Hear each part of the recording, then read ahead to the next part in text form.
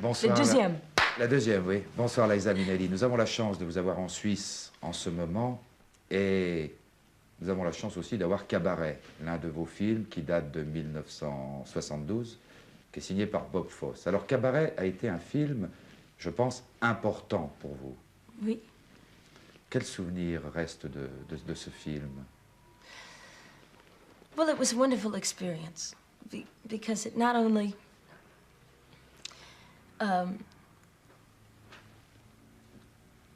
changed the history of movie musicals. It reverted back to something that was what they used to call the backstage musical, where musical numbers always made sense. In other words, like, for instance, there's only singing in the cabaret. Nobody bursts into song on the street and so forth, which is funny for me because my father was the one who changed it the other way around. And then in this day and age, I was lucky enough to be part of the film that, again, made the turn. Et c'est Cabaret qui vous a révélé sur le plan international. What? Is this how it started internationally for you? I think you're a better judge of that than I am. For me, I was nominated, you know, for Sterile Cuckoo, but I suppose Cabaret is so very important because it was so very different. I'm really proud to be in it. Liza, avant de parler encore de cinéma, je voudrais que nous parlions de musical. Oui. Après New York, New York, vous êtes revenu sur scène. Alors, je voudrais savoir, comme vous faites une tournée en Europe, quelle est la différence de réaction entre le public américain, vous avez fait une tournée en Amérique, vous avez joué à Broadway, oui, et la réaction du public en Europe, Copenhague, Dortmund, etc. Well, I think that the main difference in the European reaction is that one is trained in America to do, like, a lot of, you have to sing and dance and act, or else it's very hard to get a job. Do you know what I mean? Especially if you want to be on Broadway, which is where I started. So I found that in Europe, everybody is really a specialist. In other words, people sing so beautifully, or they dance perfectly, or they act. But the combination people seem to like in Europe, and it's more surprising to them than it is in America. So they're more appreciative. Ce besoin, cette nécessité d'abandonner pour quelque temps le cinéma et de revenir à la scène, est-ce que ce n'était pas pour vous un besoin de retrouver un contact avec le public et un besoin de vous rassurer vous-même? Non, c'est pas pour moi. Okay, I'll speak in English. It's not for my own reassurance. It's just very good to always keep in contact with people who are alive. You know, you can be in front of a camera and you know what making movies is like. You make a film and it takes forever, you know. And then you go away for 6 months and they put it together and it comes out. And you're not really in touch with people. And acting is the art of translating how people feel. So you have to stay in touch with people. So I find that it's like recharging a battery. You know, to get back to the live public, it makes me understand more, and I can give more and sustain myself in a film. Avez-vous eu peur de retrouver ce contact direct avec le public? Oh no, I love people. You know, Peur de retrouver la scène? No. No, I love it. You know, it's exciting to me. It's fun. Je voudrais savoir, et pardonnez-moi l'indiscrétion de la question, quelle est la part Judy Garland, quelle est la part Vicente Minnelli dans Liza Minnelli?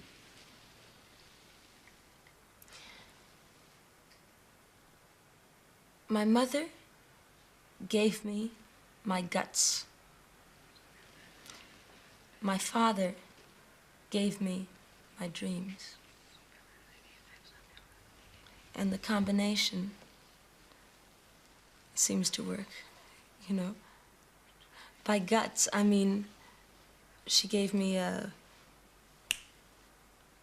go, do, you can do it, encouragement. Both of them always encouraged me. But she gave me feminine strength. And my father gave me a world of colors. Liza, je ne peux pas ne pas profiter de votre présence pour vous demander des nouvelles de Vicente Minnelli, votre père, qui a eu beaucoup de problèmes avec son dernier film, La Comtessa, A Matter of Time. Comment va-t-il et que fait-il? He's doing wonderfully. He, at this point in his life, is turning down almost everything that they offer him. And I say, Daddy, why? I mean, my God, you know. And he says, because I only want to do what I want to do. And you have to admire that from a man who gave us all so much, you know.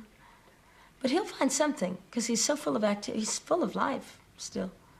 I think he's actually writing something now, and I think he won't talk about it. My father is very funny. He's very private. He won't talk about what he's doing, but I think he's writing something. Liza, vous ne vous êtes pas contentée d'être la fille de Judy Garland et de Vicente Minnelli. Les débuts de votre carrière, je veux dire, à 16 ans, par exemple. À 16 ans, vous avez commencé à jouer à Broadway, du théâtre off-Broadway, exact? Yes. Est-ce que ça a été une révolution quand vous avez dit à la famille « je vais me débrouiller toute seule » ? No. Actually, I wanted to be an ice skater. And because I always loved to dance. That was my first love, right? And then I went to a show, a Broadway show. I'd never seen a Broadway show. And I went, my mother took me, and I was 13, and I saw Bye Bye Birdie. And they were all kids up there on the stage, and they were dancing and they were singing, and it looked like so much fun. That's what I decided. That's what I wanted to do. So my original ambition was to be a chorus dancer. And then I found, like I said before, that you can't, in America, you can't get a chorus job unless you can sing and act. So I had to learn how to sing because I didn't have my mother's gift of a natural voice. Alors, votre mère surveillait beaucoup votre carrière. Il y a un exemple, je ne sais pas s'il est vrai, mais je crois qu'il est vrai. Vous deviez jouer Carnival, et votre mère ne voulait pas que vous jouiez ce rôle, et elle avait téléphoné de partout pour vous empêcher, est-ce exact? Yes, that's true. But at that time, my mother was lonely, and she wanted me to stay. She wanted me to come home. And it was just at the time in my life when I couldn't go home. I had to do it. And I said, Mama, I have a contract. I've signed a piece of paper. And she said, break it. And I said, I can't do that. Too many jobs depend on it. What about the other people? And then she said, you make me mad, but I admire you. It's very easy to be typecast. But I think the only interesting characters to play are characters with problems. And the difference and the scope and size of the problems of each character that I really admire, that I've played, for instance, in The Sterile Cuckoo, in Cabaret, of course, in Lucky Lady, with 3 lost people, but they were all lost in different ways. In New York, New York, with the help of Scorsese, De Niro, you know, and everything, and as you were kind enough to say to me before, I feel like I graduated into playing a mature woman. And De Niro was the crazy one, not me. He was the one who went bananas. I got to stay calm. Mais New York, New York, c'est surtout une belle histoire d'amour. Oui. Mais Liza, vous ne pensez pas que vos metteurs en scène, que ce soit Stanley Donen, que ce soit Fosse, que ce soit Martin Scorsese, Fosse? Recherchent, ont un peu la nostalgie en faisant ces films, Lucky Lady, New York, New York, Cabaret, ont un peu la nostalgie Hollywood des années 30, et que pour eux, vous êtes un prétexte pour aller vers cette nostalgie.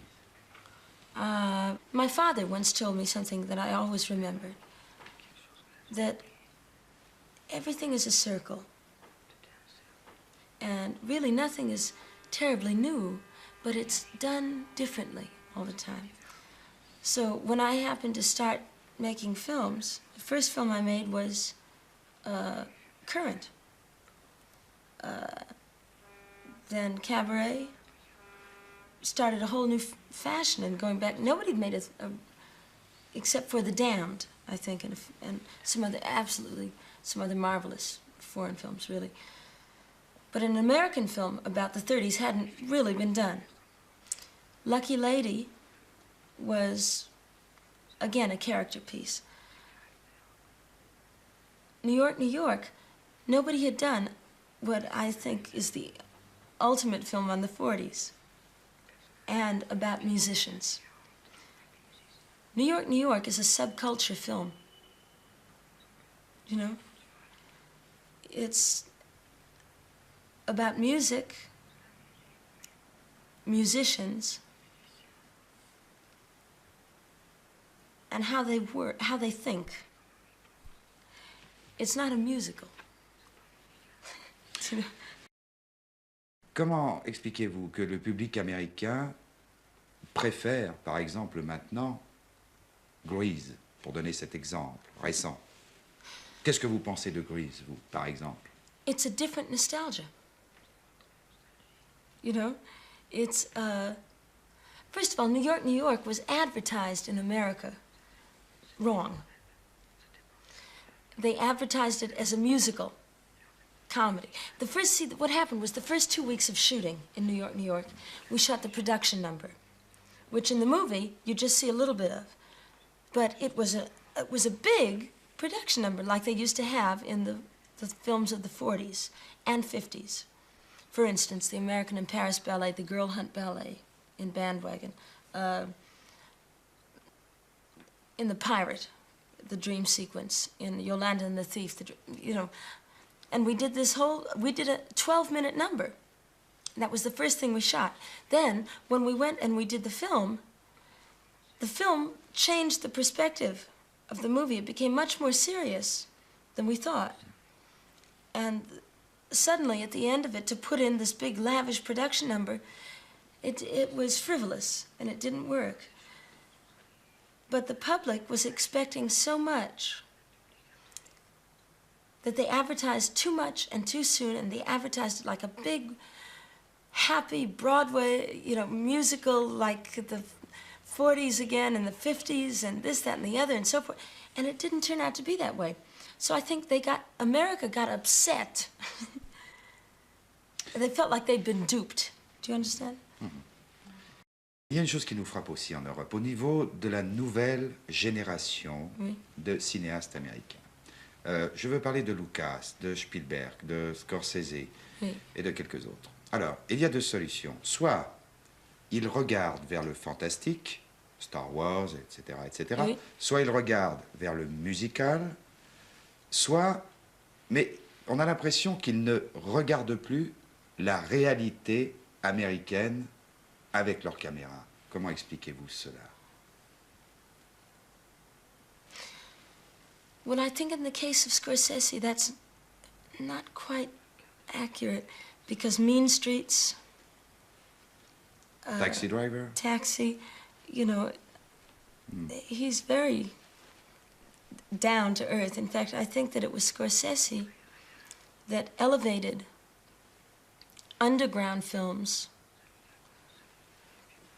to popular underground films. He made that transition, and he allowed, and all of these other directors that you just mentioned will tell you, they may not tell you, but I mean, they told me the same thing. He opened a door for everybody.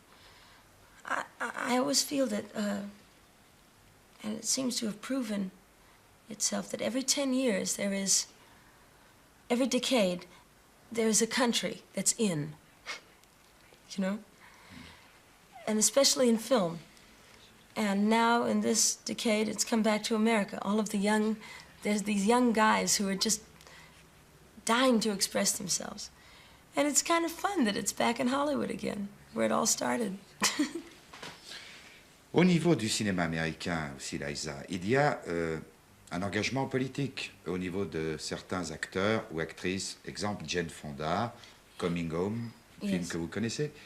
Qu'est-ce que vous pensez du militantisme des acteurs et des actrices? Est-ce que vous pensez qu'un acteur ou une actrice doit avoir un rôle finalement politique à travers les films qu'il fait? Well, I think that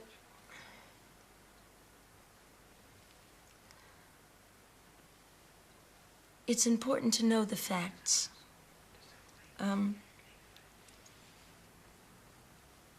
I admire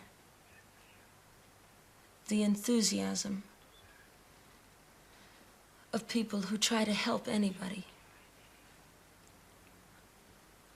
But I also think that it's wrong to use the power that the public has given you.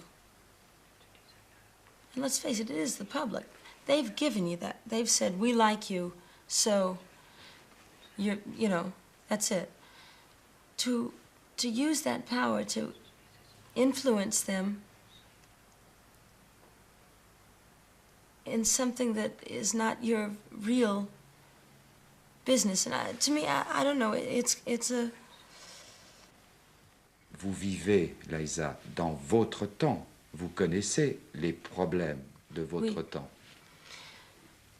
Yes, but I feel that what you're asking me is, do I do anything? Yes, I do things, but I don't publicize it because it's not the business I'm in. Vous pensez qu'une actrice doit apporter au public, avant tout, le rêve, l'évasion, la joie? Do you think an actress, first of all, should bring to the public joy and distraction and dreams? Only.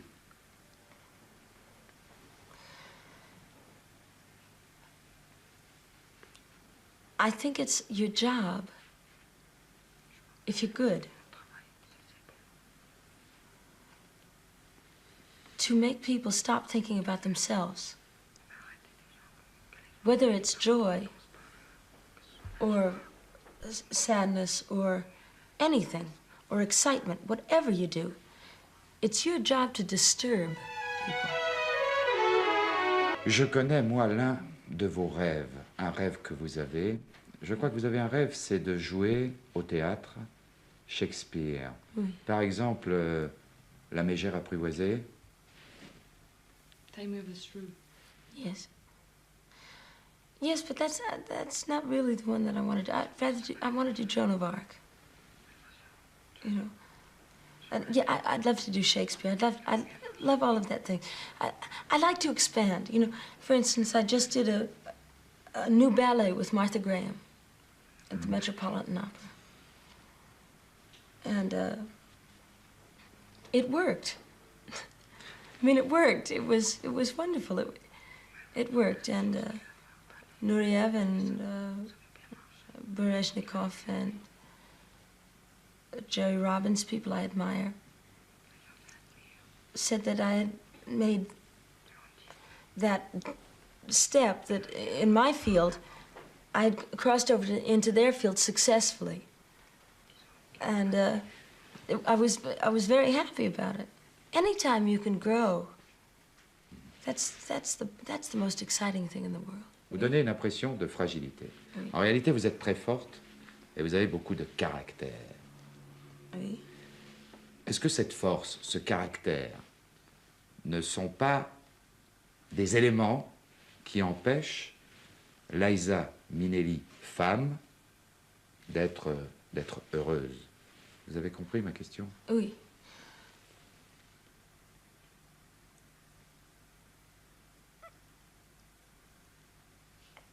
Happiness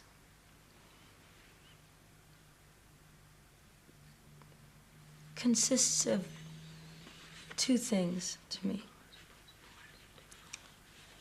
One is the rush of suddenly feeling happy.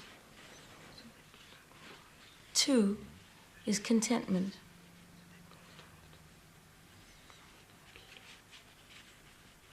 Now, in order to feel both of those things, you have to know the other side of happiness. I've met that other side. I've dealt with it. I've lived with it. And I appreciate the happiness that I get out of my life. Liza, est-ce que vous vous souvenez d'une date? D'une date? Qu'est-ce que c'est d'une date? Yeah. Le 8 novembre 1964. Do you remember the 8th of November 1964? I'm rotten on dates. No, of course not. What? Tell me, what happened? What did I do? What was it? Le 8 novembre 1964, à Londres, au Palladium. Oh, of course. Oh, yeah. Remember? Yes. Yes. Est-ce que c'était la première fois que vous chantiez avec votre mère? Oui. C'est extraordinaire pour moi. It was a wonderful experience. It was wonderful. The whole thing was wonderful, you know. The press have always tried to make it sound like my mother and I were, you know, like what most mothers and daughters go through, which is rivalry. Maybe I can put it a simpler way. It takes, usually, in Europe it's different, but in America with all of this women's lib and this whole thing, usually a mother and a daughter go through 3 or 4 years of, I'm gonna do what I want to do. Well, for God's sake, you know, it's that thing of a woman, when the mother suddenly realizes that the girl is a woman, and she views her as another woman. It's a lot to take for a mother. I went through 4 years and 2 hours on that stage with my mother. We got it all out of the way.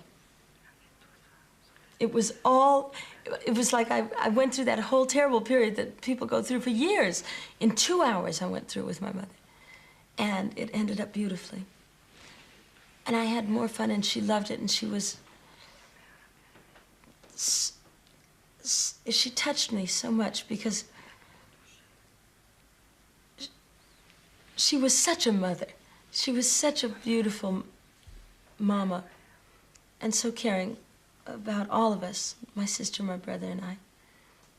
And I'm her first child. She's always said, you know, that you're my first, you know, whatever. And whatever rivalry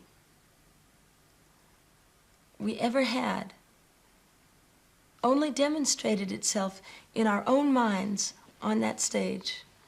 Nobody in the world saw it, but the two of us went through it. So every time that the press has ever said we were rivals, or like before you said your mother didn't want you to do carnival and this, that, and the other, it's a different thing. It's a different thing. She had magic, and she realized that she had infused that magic in me. She had said, look at that sunset. My God, look at that moon. Jesus, look what a beautiful sky that is. And I'd understood that. And she was a little surprised that I'd understood about the, you know, the vibrancy of life. And it all came out, and at the end, she ended up being terribly proud and happy. Métier que votre mère. Oui. Est-ce que parfois, vous n'avez pas l'angoisse, vous n'avez pas peur du métier terrible que vous faites?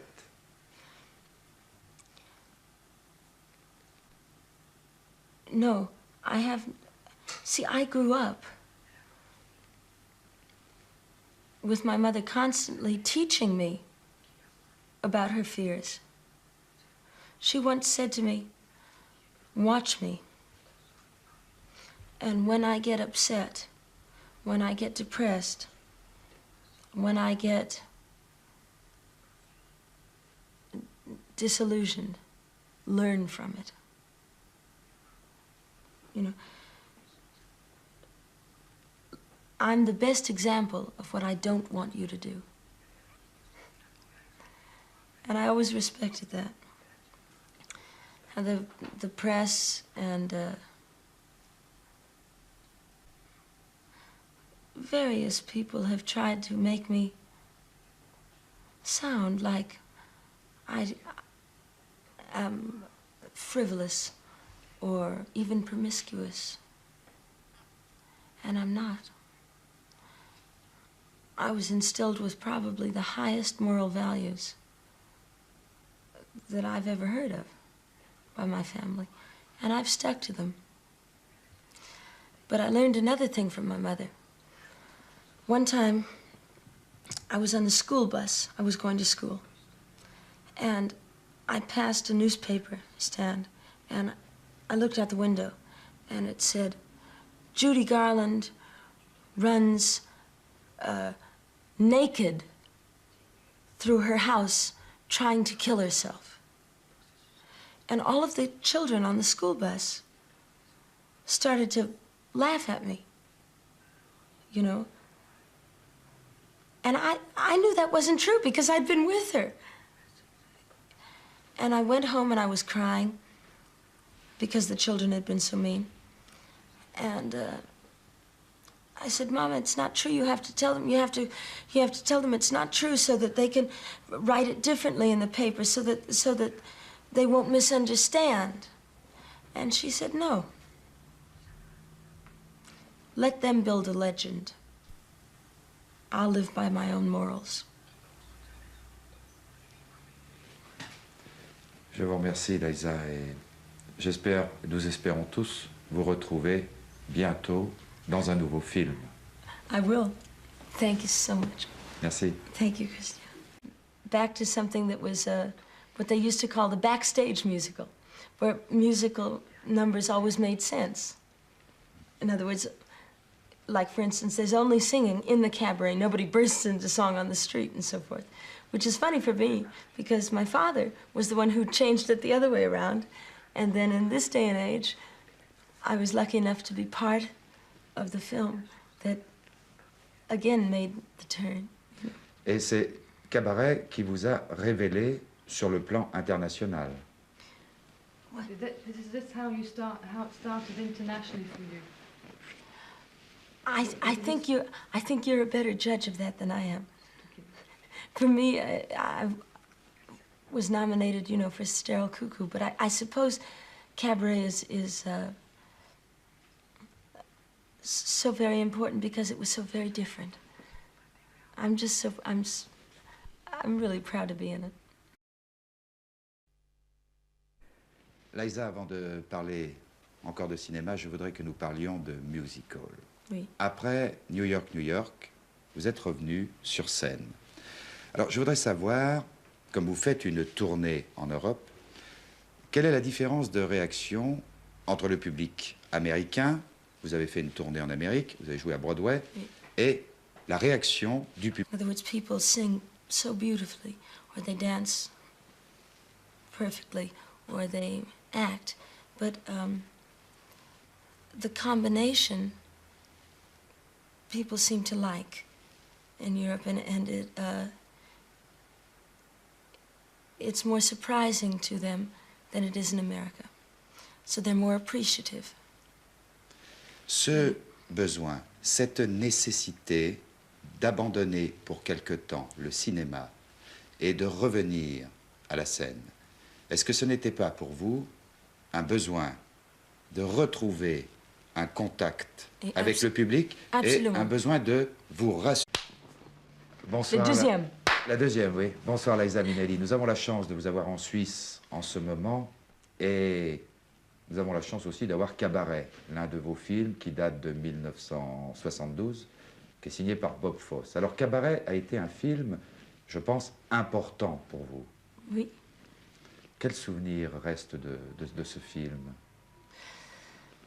Well, it was a wonderful experience because it not only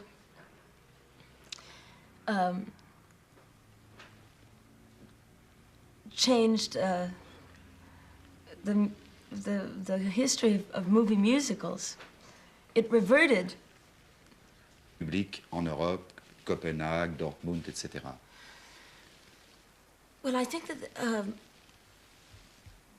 the main difference in the European reaction is that one is trained in America